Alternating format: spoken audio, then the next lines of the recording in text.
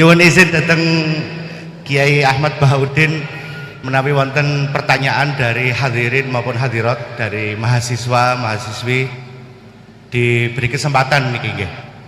Saderengipun ditutup kalian doa. Nyuwun izin rumiyin kraten narasumber Kiai. Nggih, alhamdulillah dipun paringi izin. Monggo. Yang mau bertanya ada 2 mic. Pertanyaan boleh disampaikan dengan catatan pertanyaannya harus berbobot. Kalau tidak berbobot mungkin cukup MC yang menjawab. Lah masa Gus Bahak jauh-jauh dari Lasem ke sini, beliau ini kan terkenal di YouTube, di medsos sebagai kiai muda yang alim. Pertanyaannya harus berbobot, jangan memalukan inkafa. Harus benar-benar fakih, bukan mutafakih.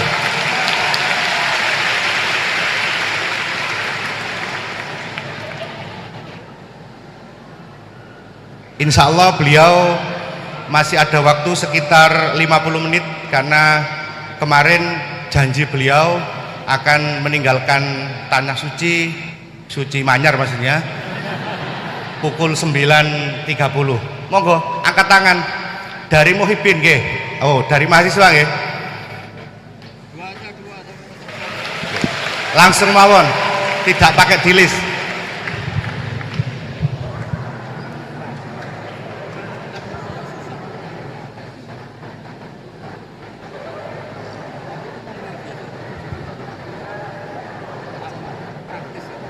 Berdiri saja, berdiri. Ya.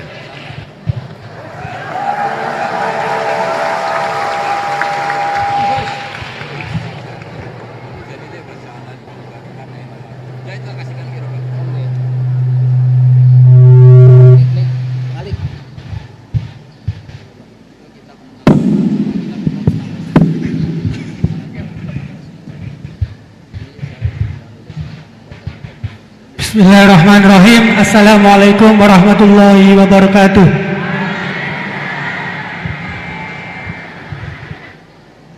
Langsung saja, ngapunten Gus. Di sini ada beberapa pertanyaan yang agak masih grundel di hati gitu. Soalnya belum dapat belum dapat jawaban. Yang pertama mengenai dari tadi penjelasan dari Gusti Allah menciptakan hamba di dunia ini, ada yang taat dan ada yang suka bermaksiat gitu. Mengenai takdir Allah Subhanahu wa taala, Allah menciptakan hamba-hambanya dengan variasi yang berbeda. Kemudian manusia diciptakan dengan dibekali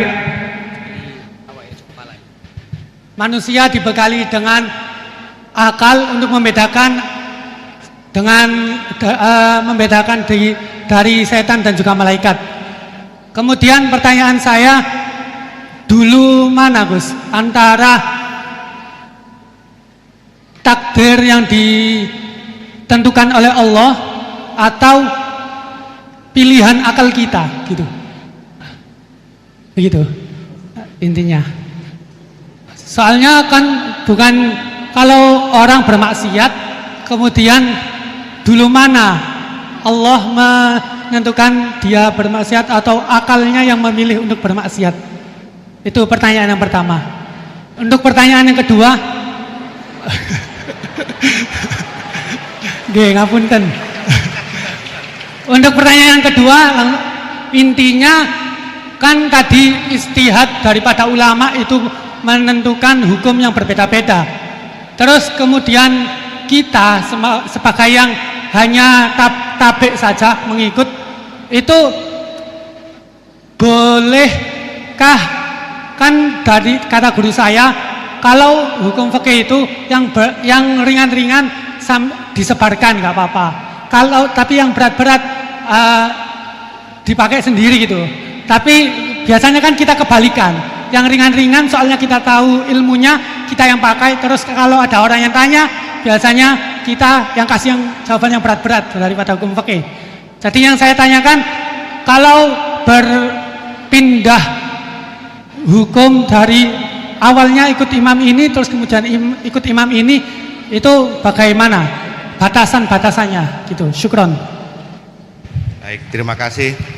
Niki pertanyaan yang ringkas disampaikan cukup panjang. Niki langsung dipun jawab nopon. Oke, monggo Yai. Ini tadi hoax itu, saya waktunya tinggal 10 menit, enak saja kok. Tidak, saya nanti langsung itu, mungkin langsung ke Jogja, kan jadwalnya itu saya memang ke Jogja. Baru ini saya ke Jogja naik pesawat, gara-gara hormat ke Mas Buhin. Sepanjang hidup saya nggak pernah ke Jogja naik pesawat, baru ini nanti rencananya naik.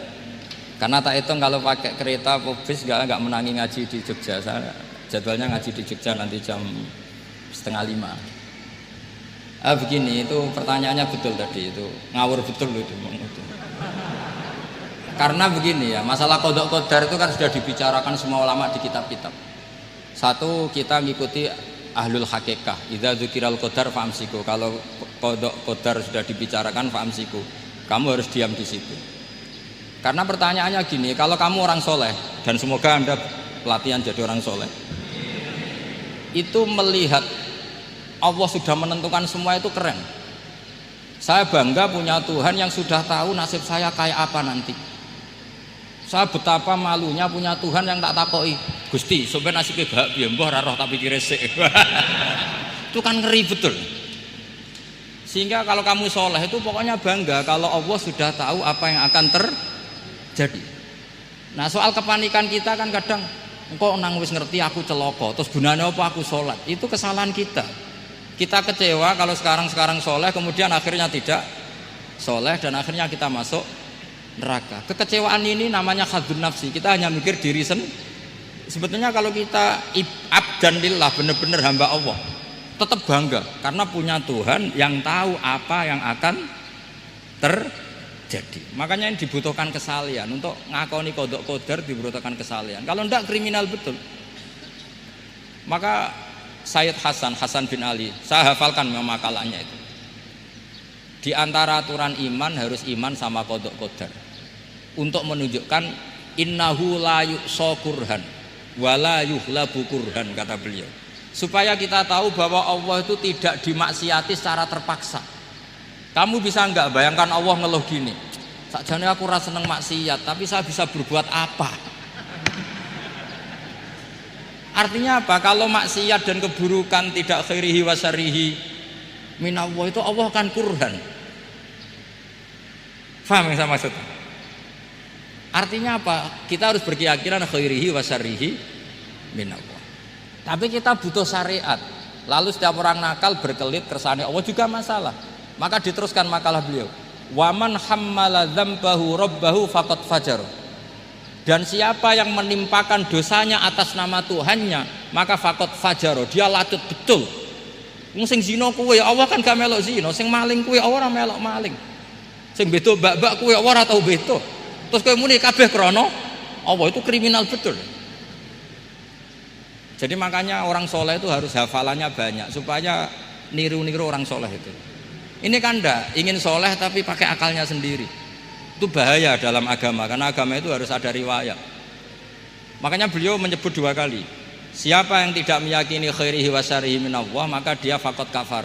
Karena seakan-akan di dunia ini waqa'a fi mulkihi ma la yuriduhu. Kalau kamu bilang syar tidak minallah, berarti waqa'a fi mulkihi ma la yuriduhu, di kerajaannya terjadi sesuatu di luar kehendaknya. Tapi waman hammala dzambahu rabbahu faqad fajar, orang yang menimpakan dosanya ditimpakan karena Allah, maka faqad fajar, dia lacut betul. Wong Allah ndak ikut maling, ndak ikut zina, ndak ikut korupsi kok. Oh, ini kehendakmu ya. Nah, kalau kamu bisa pahami itu, ya sudah jadi orang soleh saja. Kalau ndak, ya pilih wa amsiku tadi apa? Sudah, tidak usah dibahas. Jadi saya mohon semua yang dengar ngaji saya ini, yang nggak tobat supaya tobat. Yang sudah tobat ditambahi ilmu, karena biasanya tobat ya karena tidak ngerti apa-apa, semua mikir. Itu makalnya Sayyid Hasan bin Ali, cucunya Rasulullah SAW, dan itu diamini oleh semua ulama. Saya pernah ditanya seorang rektor, nggak terima dosen, nggak terima mahasiswa, rektor tanya, Gus yang benar itu Jabariyah apa Qadariyah? Jawaban saya lucu, Yang penting soleh dulu. Kalau setelah soleh kamu nggak apa-apa, Jabariyah atau Qadariyah. Karena setelah kita soleh, perasaan kita gini, qaddaronillah ala sholat. Saya bisa berbuat apa di depan kehendak Allah. Sehingga perasaannya orang soleh ketika mengatakan al-abdu majbur adalah mengatakan la haula wala quwata illa billah. Asal soleh loh ya, asal soleh. Tapi kalau orang itu tidak soleh, dijawab apa saja ya brengkel loh. Umpamanya atine ra tau tenang ma Allah. Qadariyah juga sama, ini penting. Misalnya ada orang soleh Qadariyah, mesti cara berpikir, oh pangeranku adil ya, sing sholat diganjar swarga, sing zina diganjar neraka, sing ora nyolong diganjar swarga, sing nyolong diganjar neraka, kan adil. Mosok sing nyolong dilebokno swarga, sing sholat dilebokno neraka, kan jadi lucu. Artinya ketika dia Qadariyah juga ingin membaca hikmahnya Allah bikin aturan. Asal soleh, salah lagi asal soleh. Jadi orang itu setelah soleh itu bisa improvisasi sendiri. Makanya ini pentingnya ayat innalladzina amanu wa amilus solihat yahdihim rabbuhum biimanihim. Orang setelah iman nanti akan ditunjukkan oleh imannya untuk mengelola was-wasnya setan. Misalnya saya itu termasuk kiai yang terkenal, kalau diundang susah. Karena saya fanatik fikih, saya punya ibu, saya punya pondok. Itu artinya punya kewajiban.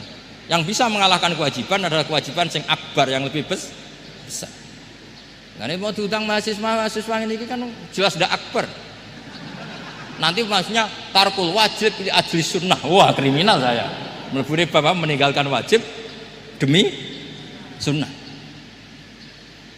Ya jelas ya. Jadi kita harus terlatih dengan bahasanya orang-orang soleh. Kalau tidak masalah besar, masalah qada qadar zaman sahabat itu juga terjadi perdebatan. Terus ada yang cerita, ada riwayat idza dzukira ashabi fa amsiku wa idza dzukiral qadar fa amsiku. Kedua masalah ijtihad fikih, yaitu nggak apa-apa, memang dari awal furu'iyah kan, dari awal furu'iyah. Kalau nuruti ijtihad gini, kalau ada mahasiswa tanya sebaiknya dijawab apa enggak? Mungkin sebagian narasumber sebaiknya dijawab biar marem. Terus sebagian narasumber sebaiknya nggak usah dijawab. Wong mahasiswa ben pinter kok apa-apa takok, gak mandiri. Itu namanya ijtihad. Jadi kalau furu'iyah itu mungkin sekali. Ya ini saya masih punya waktu 2 menit, masih satu pertanyaan. Itu hoax tadi yang 50 menit enak.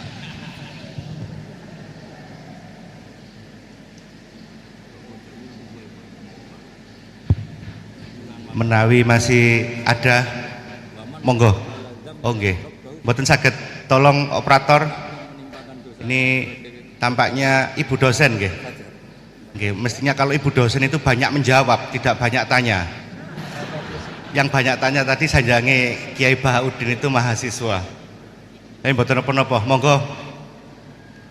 Mungkin pertanyaan terakhir sebelum nanti kuliah umum ini diakhiri. Halo. Assalamualaikum warahmatullahi wabarakatuh. Alhamdulillah injing menika saged pinanggi kali Gus Baha, matur suwun kesempatan menika. Sebenarnya kalau ada orang yang nggak mau bertanya itu karena nggak mau bertanya itu karena malu, ya karena malu. Tapi saya sebenarnya pertanyaan saya ini remeh, walaupun remeh saya tidak mau dijawab oleh MC Gus, langsung dijawab panjenengan mawon. Mengatakan Gus, di antara yang disampaikan dalam perkuliahan tadi disampaikan bahwasanya jangan pernah menolak khilaf, karena khilaf adalah salah satu cara untuk mengawal hukum Allah. Begitu nggih. Untuk saya yang mutafaqih ya, bukan faqih, saya mutafaqihah. Untuk mendalami ilmu fikih itu kayaknya walaupun waktu saya ndak expired ya, sudah tua saya ini Gus nggih, sudah berumur dan minim sekali pengetahuan saya tentang fikih. Sementara ini yang saya tahu dari bekal mondok saya, dari keluar mondok saya yang saya dapat, kaku-kakune ilmu fikih itu masih fleksibel. Senajano nanti itu mabainal halal wal haram itu tetap saja ada yang menghalalkan. Sehingga dalam praktek keseharian saya di kampung itu kalau ada orang tanya, kalau dijawab secara kaku itu kadang-kadang ndak matuk. Tapi saya kasih sekiranya sepengetahuan saya itu bisa untuk menjawab dan menenangkan pertanyaan mereka-mereka. Cuma kadang-kadang tindakan saya ini saya yakin pasti nanti panjenengan nyalano nggih. Maksudnya begini, minim literatur, minim belajar, sehingga yang saya gandoli untuk menjawab orang bagaimana Bu hukumnya ini, bagaimana hukumnya itu, ya sekedar saya jawab boleh saja, boleh. Sekiranya pertanyaan itu tidak dalam koridor sing syarat pasti itu, misalkan bagaimana hukum meninggalkan sholat, tidak. Semisal hukum-hukum yang kadang-kadang kita itu fikih itu kalau di pondok itu kayaknya kok dinamis ya. Pertanyaannya guru ke murid, murid bertanya, guru menjawab. Tapi kalau kampung tuh kok ruwet ya Gus ya. Maksudnya kok banyak ya kayak memang logis, tapi kita itu dulu kenapa tidak berpikir logis? Sering kadang-kadang pertanyaan itu remeh. Bagaimana kalau saya tidak bisa sholat? Kalau saya tidak doa kunut, ya enggak apa-apa lah Bu. Yang penting sebisanya. Kalau saya enggak bisa apa-apa, akhirnya apakah saya hanya berdoa dengan alif gitu aja? Satu huruf itu apa saja? Saya menjawabnya yang sulit Gus. Akhirnya saya jawab, boleh daripada gak sholat Gus nggih ngoten. Nah, pokoknya kalau kita bicara masalah fikih itu luas, karena fikih itu suatu disiplin ilmu yang sudah melalui proses istihad. Kita itu menerimanya secara instan. Di hari ini orang yang mau beristihad silakan beristihad, tapi saya tidak mampu untuk itu Gus. Jadi saya berbahan apa yang saya dapat dari pondok, yang kemudian itu akan mengalami banyak hal yang ruwet. Walaupun kampung saya itu kampung yang primitif, justru orang-orang kampung awam itu pertanyaannya yang sering mengecoh kita. Tapi kalau kita hidup di kampung yang orang-orangnya itu pertanyaannya pinter, Ibu yang terhormat ya, begitu ya, yeah. Ya. MC-nya iya, konkretnya ya, maaf MC agak itu Gus ya, MC karena saya tidak mau dijawab oleh MC. Bagaimana tindakan saya semacam itu menjawab, sekedar menjawab pertanyaan orang, pertanyaan sekeliling saya yang saya tidak mampu memberi hal-hal yang memberi jawaban yang pasti. Padahal itu tidak keluar dari koridor fikih maksud saya ya. Itu contohnya. Oh iya. Sudah Gus. Kafani biqouli astaghfiru katsir. Assalamualaikum warahmatullahi wabarakatuh. Baik, terima kasih. Awalnya rasa mahasiswa, di akhir-akhir rasa dosen, jadi malah memberikan kuliah tambahan. Monggo Yai menawi. Ya bismillahirrahmanirrahim.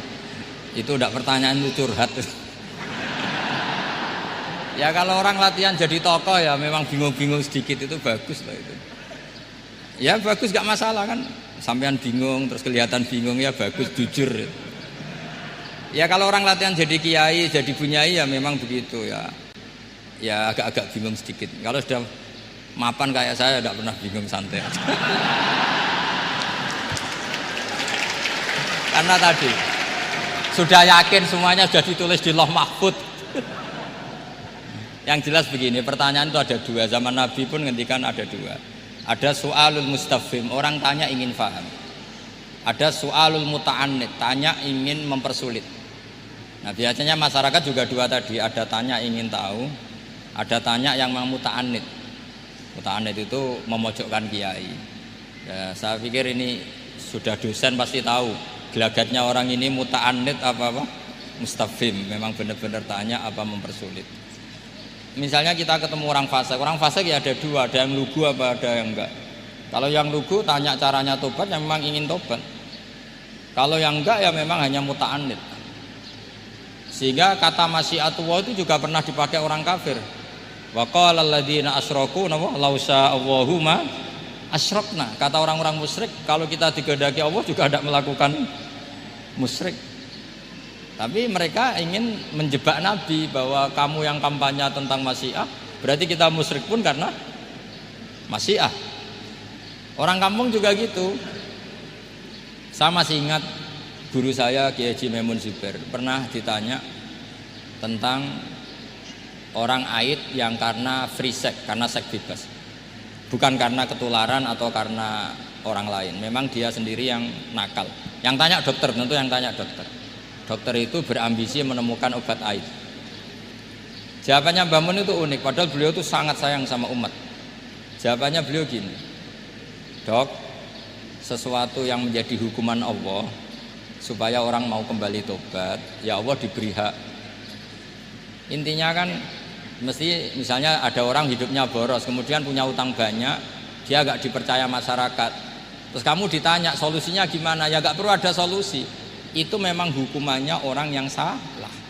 Biar roh rasane lahum fid dunya khizyun, ada unsur kehinaan. Ada orang selingkuh dikucilkan masyarakat, terus tanya kamu gimana caranya nggak dikucilkan?